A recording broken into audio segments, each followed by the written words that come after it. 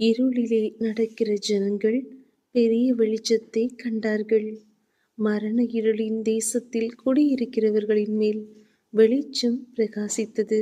ஏசாயா 9ஆம் அதிகாரம் வசனங்கள் 1 முதல் 5 வரை.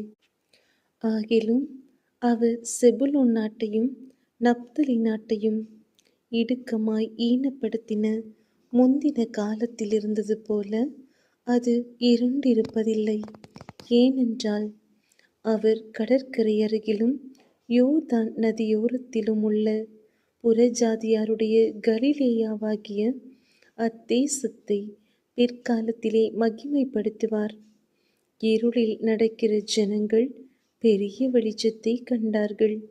மரண இருளின் தேசத்தில் குடியிருக்கிறவர்களின் மேல் வெளிச்சம் பிரகாசித்தது.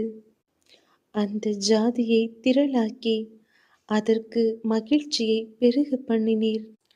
அறுப்பில் மகிழ்கிறது போலவும் கொள்ளையை பங்கிட்டு கொள்ளுகையில் களி கூறுகிறது போலவும் உமக்கு முன்பாக மகிழுகிறார்கள்.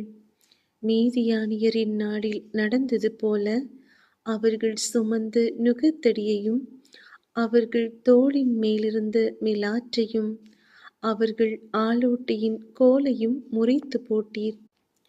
அமளியாய் யுத்தம் பண்ணுகிற வீரருடைய ஆயுத வர்க்கங்களும் இரத்தத்தில் புரண்ட உடுப்பும் அக்கினிக்கு இரையாக சுட்டரிக்கப்படும்.